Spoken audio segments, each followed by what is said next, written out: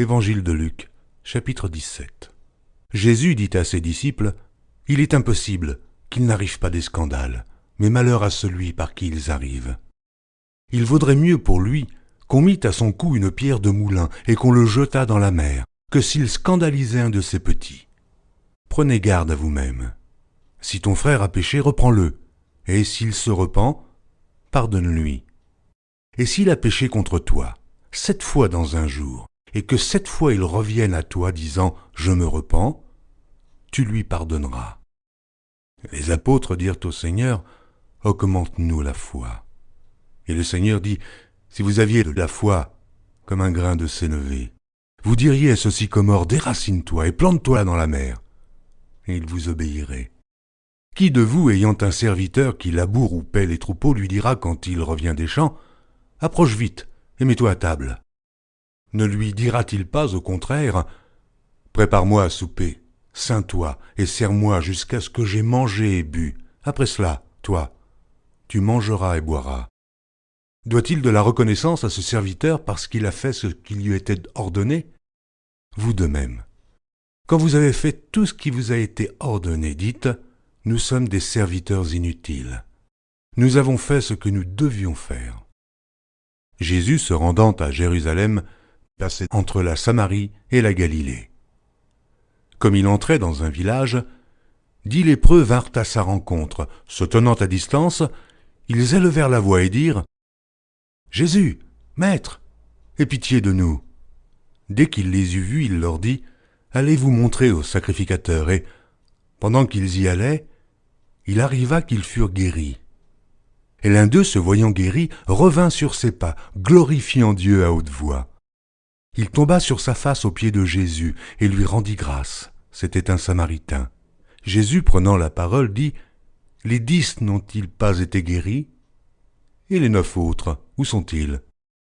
Ne s'est-il trouvé que cet étranger pour revenir et donner gloire à Dieu ? » Puis il lui dit « Lève-toi, va, ta foi t'a sauvé. » Les pharisiens demandèrent à Jésus quand viendrait le royaume de Dieu. Il leur répondit « Le royaume de Dieu ne vient pas de manière à frapper les regards. On ne dira point « il est ici » ou « il est là », car voici, le royaume de Dieu est au milieu de vous. Et il dit aux disciples « Des jours viendront où vous désirerez voir l'un des jours du Fils de l'homme, et vous ne le verrez point. On vous dira « il est ici, il est là ». N'y allez pas. Ne courez pas après, car comme l'éclair resplendit et brille d'une extrémité du ciel à l'autre, ainsi sera le Fils de l'homme en son jour. Mais il faut auparavant qu'il souffre beaucoup et qu'il soit rejeté par cette génération. Ce qui arriva du temps de Noé arrivera de même au jour du Fils de l'homme. Les hommes mangeaient, buvaient, se mariaient et mariaient leurs enfants jusqu'au jour où Noé entra dans l'arche. Le déluge vint, et les fit tous périr. Ce qui arriva du temps de Lot arrivera pareillement. Les hommes mangeaient, buvaient, achetaient, vendaient, plantaient, bâtissaient.